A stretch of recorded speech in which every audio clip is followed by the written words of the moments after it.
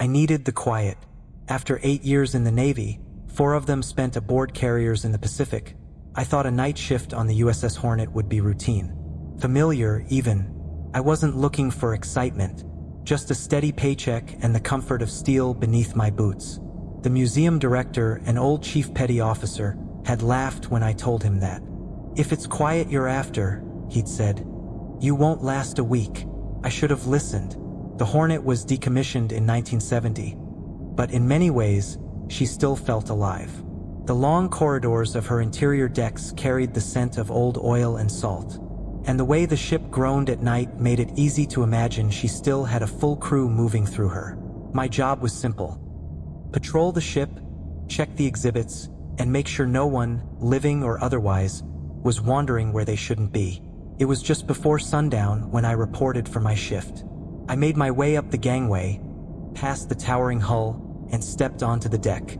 The sky was still streaked with orange, the last light casting long shadows across the towering island superstructure. Frank, the day shift guard, met me at the entrance to the officers' mess. He looked tired. "Everything's locked up," he said. "Usual routine. Stick to it and you'll be fine." Something about the way he said it made me pause. "Fine?" I echoed. Frank forced a grin. "Don't let the ship mess with you. It's old, it creaks. And you might hear things. You know, voices, footsteps. Just ignore them." "Footsteps?" I frowned. He didn't answer, just clapped me on the shoulder and left, whistling a little too loudly as he disappeared down the gangway. I turned back to the interior of the ship, pulling the hatch shut behind me. The dim corridors stretched ahead, lit only by the red emergency lights left on for night tours. The silence was thick, broken only by the distant hum of air circulation, and the occasional metallic pop as the ship settled. I made my way to the security office, a small room near the brig, and checked the logbook. Every night guard before me had left a short note at the end of their shift. Most were routine, no incidents, all secure. But as I flipped back through the pages, a pattern emerged. Heard knocking near sickbay. No one there. Voices in the engine room. Thought it was a tour guide, but no one was aboard. "Do not go below deck 3 alone." I closed the logbook and exhaled slowly. Probably just old sailors trying to scare the new guy. The ship groaned around me, the sound deep and resonant, like something waking up. Then I noticed a folded sheet of paper tucked into the logbook. Unlike the rest of the entries, this one wasn't signed. The ink was smudged, the letters uneven like someone had written it in a hurry. Rules for the night shift. Rule 1. If the PA system crackles but no words come through, cover your ears and wait for it to stop. Rule 2. If you find a hatch unlocked that was previously locked, close it. Do not look inside. Rule 3. You may hear voices over the ship's intercom. Answer and give a duty report only if they call you by your full name and military rank. Rule 4. If you hear Morse code tapping through the walls, ignore and do not try to translate it. Rule 5. If you see an admiral in an old white uniform standing at the bow, approach and salute him. Rule 6. If you hear gunfire, lie on the ground, close your eyes and count to 12. Rule 7. If you see a blood pool in sickbay, leave immediately and do not investigate. Rule 8. At exactly 3:33 a.m., you may hear a whistle from the flight deck. Do not go topside until 4 a.m. The last note had been added in slanted, desperate handwriting. If you see a soldier with a broken neck, that means you've already broken the rules. Hide in the engine room and pray that he won't find you. I stared at the list for a long time. Then my radio crackled. I jumped, pulse spiking, but it was only dispatch checking in. With a slow exhale, I grabbed my flashlight and stepped back into the corridor. It was time for my first patrol. The first hour passed without incident, though the weight of the ship's emptiness settled deeper into my bones with every step. The USS Hornet was silent in a way that felt unnatural. I had spent enough time on naval vessels to know the familiar hum of life on board, the distant murmur of voices, the rhythmic clatter of boots on steel, the constant low thrum of the ship itself, as if it were breathing along with its crew. But here, in the stillness of night, there was none of that. just the hollow echo of my own footsteps and the occasional groan of shifting metal as the ship settled in the cold. I made my way through the corridors, checking each compartment with practiced efficiency. The officers' quarters were undisturbed, the mess hall empty, the passageways unchanged. It was almost enough to convince myself that the rules were nothing more than a ghost story. Something left behind by the last poor bastard who had worked this shift, passed down like a whispered joke among the staff. At that moment, the PA system crackled to life. A sharp burst of static filled the air, cutting through the silence like a knife. I stopped mid-step, my breath catching in my throat. I remembered the first rule written on a folded piece of paper. If the PA system crackles but no words come through, cover your ears and wait for it to stop. My fingers twitched toward my radio. Instinct told me to listen, to make out any discernible pattern in the noise, but the rule had been clear. I clamped my hands over my ears. The static surged, a chaotic mess of sound that somehow felt intentional. Beneath the shrill whine of dead air, there was something layered deep within the interference. It wasn't quite a voice, not yet, but it was trying to be. The ship groaned, a deep reverberating sound that rolled through the bulkheads like a distant wave. The static grew in intensity, and for a brief, horrifying moment, I swore I could hear something breathing behind it. I shut my eyes, pressing my palms harder against my ears. The sound peaked in a sudden, ear-splitting screech, then cut out completely. Silence rushed back in, thick and oppressive. I lowered my hands and took a slow breath, forcing my heartbeat to steady. The ship had gone still again, the empty corridors stretching before me, unchanged. But the air felt heavier, charged with a static that I could almost feel on my skin. I squared my shoulders and resumed my patrol, keeping my pace even, controlled. The ship was testing me, and I intended to pass that test. I pushed forward, shaking off the lingering unease that clung to me after the PA system's interference. The ship felt subtly different now, though I couldn't pinpoint why. The same lighting illuminated the steel corridors. The same stale scent of oil and salt filled the air, but the silence had changed. It was no longer the emptiness of an abandoned vessel. It had become something watchful. I kept my footsteps measured as I made my way toward the lower deck, heading for the maintenance corridor that ran parallel to the engine room. The USS Hornet was a maze of narrow hallways, steep stairwells, reinforced compartments, and while I had already memorized my designated patrol route, the ship had a way of making me feel lost. The metal grated softly under my boots as I passed by the dimly lit rows of machinery. Shadows stretched unnaturally along the bulkheads, flickering with each slow swing of the emergency lights. I focused on my task, methodically checking doors and securing hatches along the way. Every handle I tested was locked, until one wasn't. I stopped short. The hatch leading to an old storage compartment had been secured the first time I passed through. I was sure of it, but now it stood slightly ajar, a sliver of darkness visible through the opening. A slow, involuntary exhale left my lungs as my mind raced through the possibilities. I reached forward, muscles taut with tension, and grasped the edge of the hatch.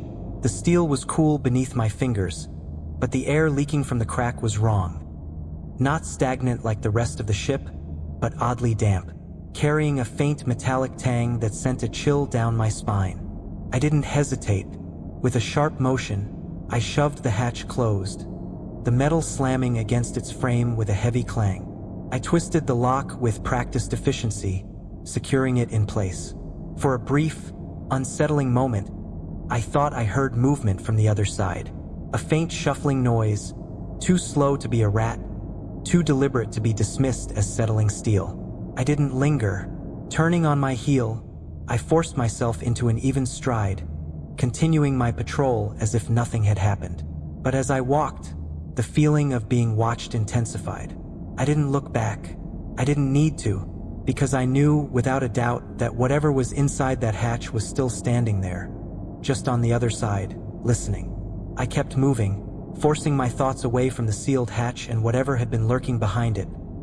The deeper into the ship I went, the more oppressive the air became, heavy with humidity that had no right to exist inside the cold steel corridors. The USS Hornet had its own atmosphere, a weight that pressed against my ribs like a deep-sea diver descending too quickly.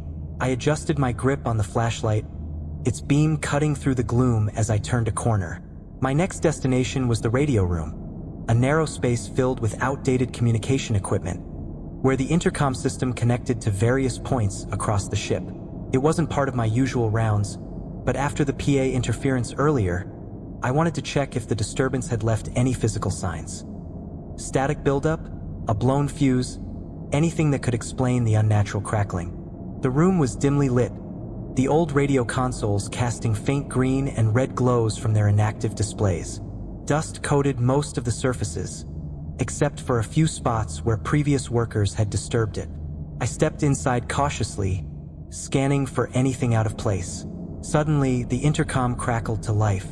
A soft hiss filled the room, followed by a burst of static. My breath hitched as a faint voice began to emerge, its tone distorted, as though coming from a great distance. "Lieutenant Carter." My blood turned to ice. The voice had spoken my full name and rank. I reached for the receiver, fingers hesitant but steady. Lifting it to my ear, I took a slow breath before speaking. "Lieutenant Carter on duty. Requesting identity of the caller." The static hummed louder, swelling like a wave before receding into eerie silence. For a moment I thought that would be it, that I had followed the rule correctly, that I would hear nothing more. Then the voice returned, clearer this time. "Status acknowledged, Lieutenant. Keep watch. He is already aboard." The line went dead. A cold dread crept up my spine, each vertebra locking into place as I processed the words. I didn't ask who he was. I didn't want to know. The radio console in front of me remained lifeless, its dials unmoving, its speakers silent. There had been no transmission from the ship's systems. The voice had come from nowhere, yet it had known exactly who I was. And worse, whoever it had warned me about was already here. I set the receiver down with deliberate care, my pulse hammering against my ribs. My first instinct was to sweep the area, to search for signs of an intruder, but my training overruled the impulse. If the ship itself was giving me a warning, it meant I was already playing catch-up. I needed to stay ahead. Turning sharply on my heel, I left the radio room behind, moving faster now, my ears straining for the sound of another presence. The hallways seemed darker than before, the shadows clinging to the walls as if something had begun stirring within them. Whatever had been waiting on this ship, whatever had boarded, was no longer keeping its distance, and I had 7 more hours to survive. I moved with purpose, keeping my footsteps steady, my breathing controlled. The radio room and its cryptic warning were behind me, but the weight of the message clung to my thoughts like a persistent fog. The words repeated in my mind, each syllable pressing deeper into my nerves. Who was he? Had I already encountered him without realizing it? The steel corridors of the Hornet felt narrower now, the ship's once familiar passageways subtly distorted, as if the very structure had shifted when I wasn't looking. I forced myself to focus. Next on my rounds was the sickbay, a wide, sterile room lined with metal-framed beds, some still dressed with crisp white sheets. The air was different here, carrying the faint sterile bite of disinfectant, though no one had used these medical facilities in years. I stepped inside, letting the flashlight beam sweep over the empty beds, the cabinets stocked with dust-covered bottles, the pale glow of emergency lights casting elongated shadows across the floor. Everything was where it should be, except for the unnatural stillness that made my skin crawl. Then, just as I was about to leave, I heard a gentle tapping. The sound was unmistakable, rhythmic, deliberate, coming from somewhere just beyond the metal bulkhead to my right. I froze in place. The taps were not random. They followed a pattern, a series of distinct beats, like a message being pounded out in the language of the long dead. I didn't speak Morse, not fluently, but basic training had drilled a few key signals into my memory. My instincts screamed at me to block out the noise, to follow the rule. But part of me, some deep-rooted reflex honed from years in service, couldn't help but process the sequence. 3 short taps, 3 long, 3 short again. SOS signal. I clenched my jaw, forcing my body to remain still, to resist the pull of the message. The tapping continued, unyielding, shifting patterns, each sequence just at the edge of familiarity, like a half-remembered phrase spoken in a language I should understand. I stepped back. The tapping grew more insistent, faster and angrier. I turned sharply and walked out, my pace steady but unrelenting, refusing to acknowledge the thing that was trying to get my attention. As I moved down the corridor, the sound followed. The walls themselves carried it now, tapping from one bulkhead to the next, traveling just behind me, as though something unseen was moving within the steel, crawling through spaces that should not exist. My every instinct screamed at me to break into a run, but I kept my stride measured, knowing that showing fear would only invite more. The noise reached a fever pitch just as I rounded the next corner, then stopped. For several agonizing seconds, I stood there, waiting and listening. The Hornet had returned to its eerie stillness, the only sound my own controlled breathing. Slowly, I exhaled, my fingers tight around the flashlight. I had followed the rule. I hadn't acknowledged the message, hadn't tried to decipher more than the initial distress call. As I took another step forward, something new sent a chill through my body. The walls, which moments ago had echoed with frantic tapping, were now completely still, but the metal beneath my palm was warm, like someone had just been on the other side and they were waiting for me to break the rules.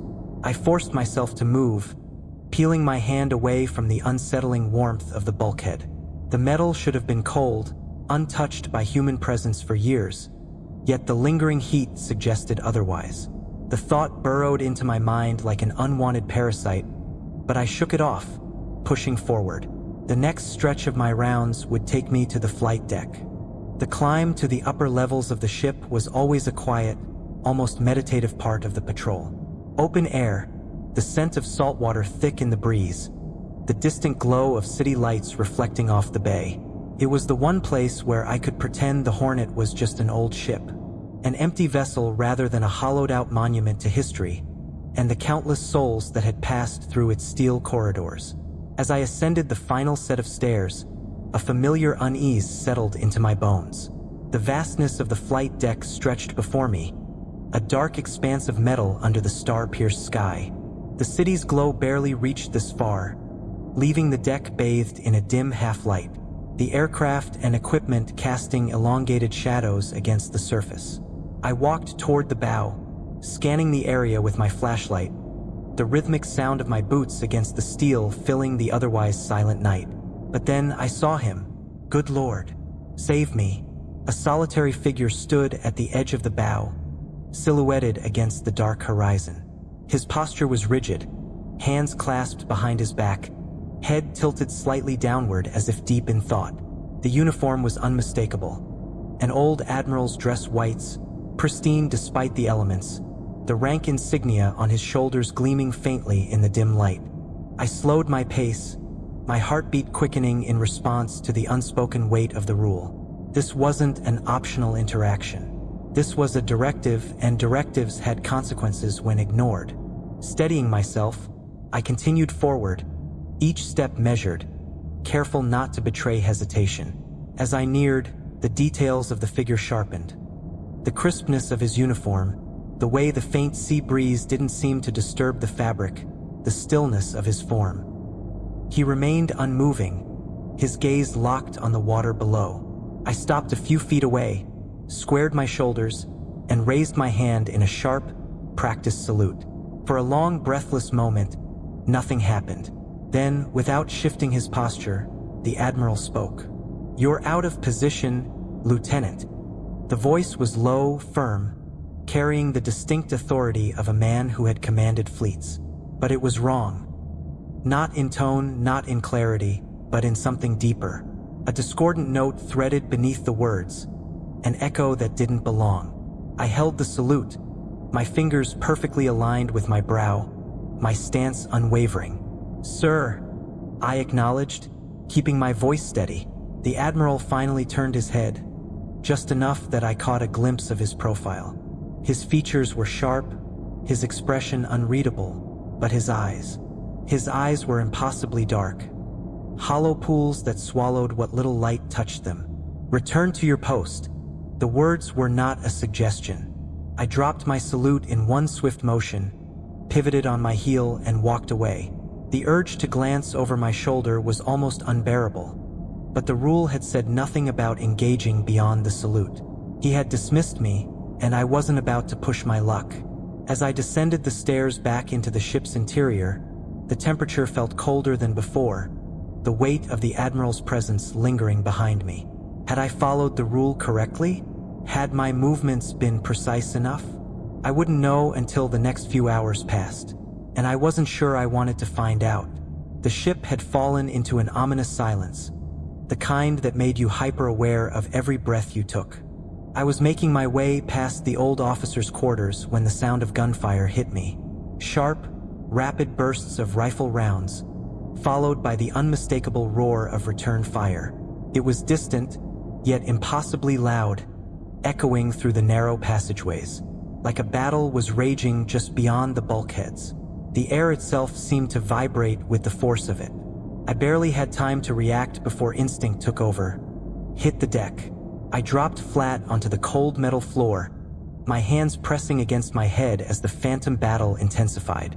The distinct thunk of bullets striking steel rang out. Boots pounded against the deck above me. Voices, dozens of them, shouted orders, desperate cries of wounded men mixed with the cacophony of war. I clenched my teeth and closed my eyes. 1. The smell of gunpowder filled my nose, thick and acrid, as though the air itself had been transported to another time. 2. Something heavy collapsed nearby with a dull thud. A man gasping for breath, choking. 3. Boots stormed past, so close I should have seen them, but my eyes stayed shut. I had to keep them shut. 4. A voice, strained and urgent, right above me. "Lieutenant, we're getting overrun." "Orders, sir." 5. A metallic clatter. Someone was fumbling with a weapon. 6. The thick, wet coughing sound. The scent of blood hit me like a wave. 7. The ship shuddered beneath me, as if it were caught in the crossfire of something much larger than itself. 8. A hand brushed my shoulder. I nearly jerked away but forced myself to stay still. 9. The gunfire began to die down, but I could hear the ragged, close breathing. 10. A wheeze, barely audible over the distant echoes of war. "Get up, Lieutenant. We need you." 11. The floor felt warmer beneath me, like fresh blood had seeped into the metal. 12. Complete silence. I took a slow, shaky breath before opening my eyes. The corridor was empty. The air was still, save for the lingering scent of something burnt. The ship was exactly as it had been before the gunfire started. Cold, abandoned, unmoving, except for one thing. A single bullet casing lay on the floor beside me, gleaming under the emergency lights. It wasn't rusted like the rest of the ship's remnants. It was fresh. I reached for it, but as my fingers brushed the surface, it vanished. The USS Hornet had shown me another piece of its past, but something told me this wasn't just a memory. It was waiting for me to play my part. I forced myself to stand, wiping the sweat from my brow. Every step I took sent the faintest echo down the passageway, bouncing off the cold steel walls and vanishing into the stale, recycled air. The sound was deceptive, soft, harmless, yet it carried an unnatural weight. I had nearly convinced myself that the worst of the night had passed, that the distant gunfire and the whispering static from the PA system had been the peak of the horrors, lurking aboard this relic of war. But when I passed by the sickbay, a shiver ran through me the moment I laid eyes on the door. It stood ajar, the faint glow of the emergency lighting spilling out in a narrow, flickering band across the floor. I was sure I had locked that door after a frightening incident with Morse code. I swallowed the unease creeping up my throat and stepped forward, nudging the door open with the tip of my boot, careful not to make a sound. Inside, the sickbay has not changed in any way. The space was lined with rusting metal-framed beds, their thin mattresses covered in brittle white sheets that had long since yellowed with time. Faded green privacy curtains hung limply from the ceiling, unmoving in the stale air. The scent of aged disinfectant lingered, sharp and clinical. But beneath it was something else, something rotten and metallic that set my teeth on edge. And I think I found the reason for this. Pool of blood. It stretched across the linoleum floor in a thick, glistening smear of deep crimson, seeping outward from beneath one of the beds like an open wound. The light caught its surface, making it gleam in the dim glow. A pulse of cold terror shot through me, rooting me to the spot. My breath hitched, the weight of the rule pressing down on me like an iron grip around my ribs. I knew better than to question it. I needed to turn around, step out, and shut the door before. Dripping. The sound was faint, yet unmistakable. It came from above. I didn't want to look. Every part of me was screaming to leave. But something primal and foolish compelled my gaze upward before I could stop myself. The overhead lights flickered just once, before revealing them. Figures. They stood between the beds, motionless, their silhouettes barely distinguishable from the shadows. Men in faded navy uniforms, their faces drawn and hollow-eyed, their sunken features twisted into expressions of something far worse than pain. Bullet wounds gaped open in their chests and skulls, raw and wet, as if they'd just been inflicted. The light flickered again, and suddenly, they were closer. I lurched backward, a strangled breath catching in my throat. The blood beneath the bed had begun to spread, creeping toward my boots, too dark to be real. Then, all at once, the dead men took a step forward.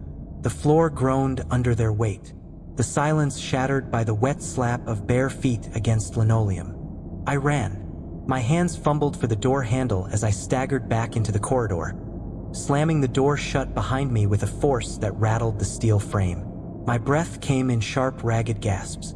For several agonizing seconds, I pressed my back against the door, expecting to hear footsteps following, hands clawing at the metal, voices whispering just beyond the threshold. But there was nothing, only silence. I forced myself to move, to push away from the door and glance down at my watch. 3:28 a.m. The time pulsed on the watch face, each second ticking away with agonizing slowness. 5 minutes until 3:33 a.m. 5 minutes until the next rule. I had to be careful. I ran my tongue over my teeth, jaw tightening. The rules hadn't failed me so far. If anything, they'd been the only thing keeping me from becoming just another specter lost in the ship's endless night. But my route had brought me dangerously close to the hangar bay, and beyond that, the ladder leading up to the flight deck. The USS Hornet was massive, and even after hours of patrolling, I still felt like I was barely scratching the surface of its haunted halls. I needed to find somewhere to wait. My footsteps were muted against the metal flooring as I veered away from the main corridor, slipping into a smaller room just off the side of the ship's structure. It was a storage area, one I'd passed before, filled with rusting toolboxes, coiled ropes, and neatly stacked crates stamped with faded military insignias. The space was cramped, but it would do. I pulled the heavy steel door shut behind me, careful not to let it slam, and pressed my back against the cool wall. The ship groaned around me, the distant sound of shifting metal like a beast stirring in its sleep. Time crawled, and then a whistle cut through the air. It was faint at first, barely distinguishable from the whine of the wind outside. But as the seconds passed, it grew sharper, more insistent. Someone was standing on the flight deck. The sound was clear. A shrill, commanding whistle, the kind a senior officer would use to call attention. My mind conjured the image of a lone figure standing against the backdrop of the darkened sky, an admiral perhaps, or a deck officer from decades past. I could almost see them, their crisp white uniform illuminated by the moonlight, their stance rigid with authority. The whistle was meant to summon me, to draw me topside, to lure me out from the safety of the lower decks. But I wasn't going anywhere. I focused on my breathing, forcing myself to ignore the sound, no matter how much it clawed at my curiosity. Then, as if sensing my defiance, the whistle changed. It dragged out, warping unnaturally, turning shrill, almost like screaming. I stiffened. The sound was no longer a crisp, controlled command. It was a drawn-out wail, layered with something high-pitched and piercing. It echoed through the ship, vibrating against the steel walls. It wasn't real. I repeated these words like mantra. 1 minute had passed. I gritted my teeth, forcing myself to focus on the passing time. If I could just endure until 4 a.m., it would stop. But the ship had other plans. The door handle rattled. My pulse lurched. Slowly, mechanically, the handle twisted, metal creaking under the pressure. Something was outside the storage room. I stayed frozen, breath locked in my throat. The handle twisted again, more forcefully this time, as if whoever or whatever was on the other side was testing the lock. Then 3 slow, deliberate knocks. The same cadence as the whistle, the same demand for my attention. The metal groaned as the weight behind the knocks increased. The door didn't have a lock. If it had wanted to come in, nothing would have stopped him. I braced myself, every muscle in my body wound tight. But just as suddenly as it had started, the rattling stopped and the knocking ceased. My watch trembled against my wrist. 19 more minutes of waiting in the dark, listening to the ship shift and breathe around me, praying that the thing outside wouldn't return. I exhaled shakily, forcing myself to remember why I was here, why I needed to make it to sunrise. Because if I broke the rules, if I stepped out onto that flight deck before 4 a.m., I had the horrible feeling that someone would be waiting for me, and I wouldn't be coming back. The suffocating silence stretched on, wrapping around me like a shroud. The ship's steel walls didn't feel like a shield. They were more like a cage. The USS Hornet had been a fortress once, a floating stronghold brimming with men who had fought and bled across the Pacific.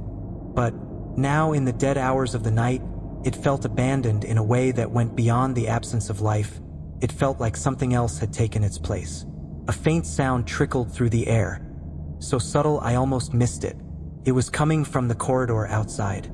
A slow, steady rhythm, like water leaking from a broken pipe. But this ship was meticulously maintained, its systems checked regularly. There shouldn't be any leaks. It was closer now. Something was moving. I swallowed, my throat dry as I pressed my ear to the metal door.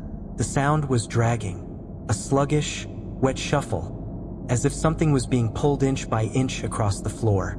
It was just another test. I had followed the rule. I hadn't stepped onto the flight deck.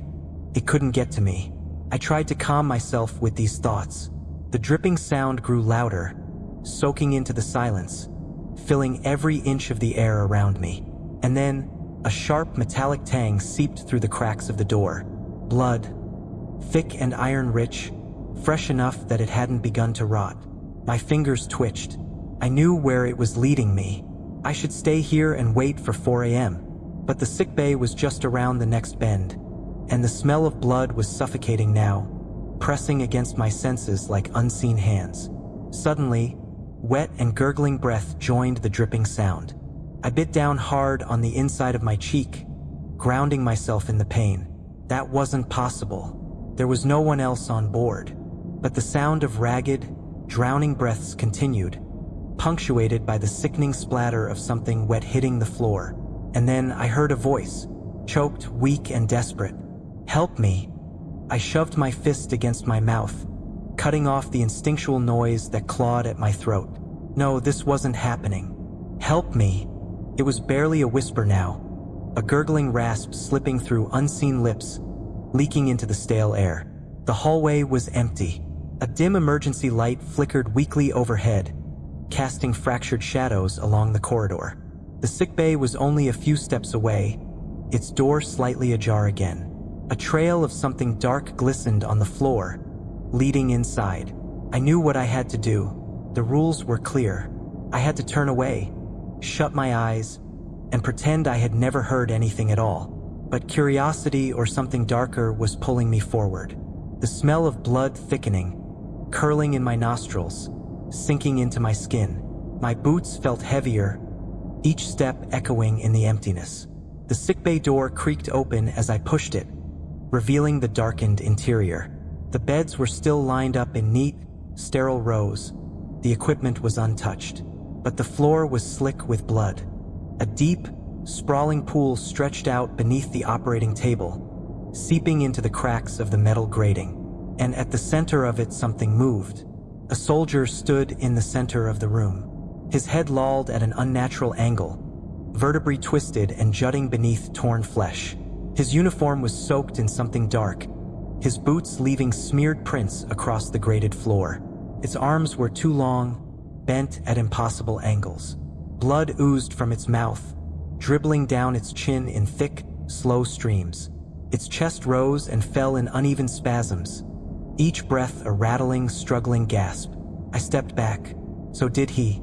Only his movement wasn't natural. It was jerky, puppet-like, as if something else was controlling his limbs, forcing them into motion. His boots dragged against the metal, leaving streaks of something dark in their wake. A cracking sound filled the air as he tilted his head farther, bending at an angle that no living man could survive.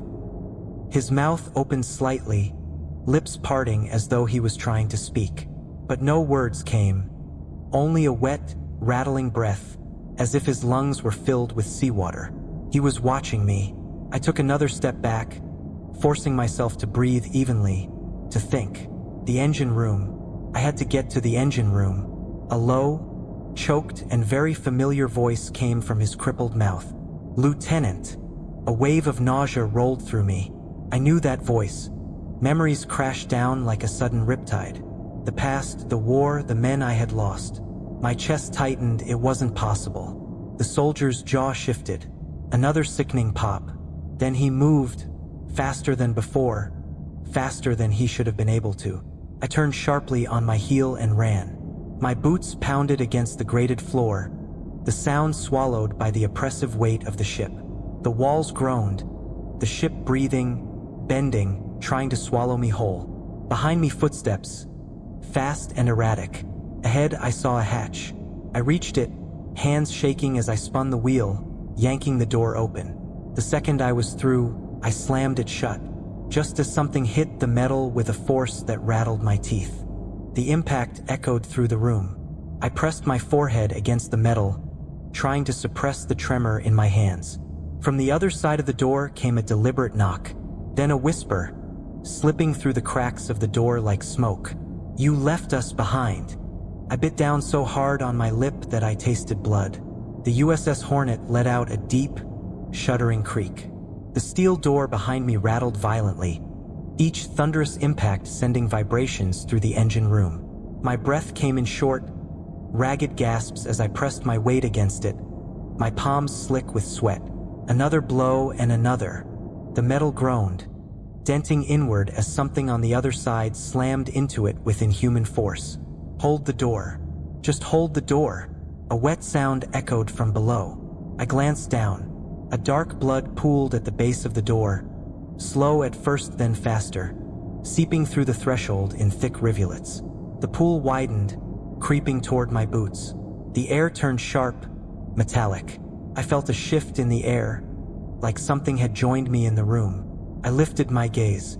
He was there, standing between me and the far hatch, the soldier with the broken neck. His mouth opened in a gurgling whisper. "They made me do it." The blood surged forward. It wrapped around my boots, pulling me down with unnatural weight. I stumbled, struggling to free myself, but the more I fought, the stronger the grip of the liquid became. "They made me do it," the soldier rasped again. The words twisted through the engine room, warped by pain and something ancient.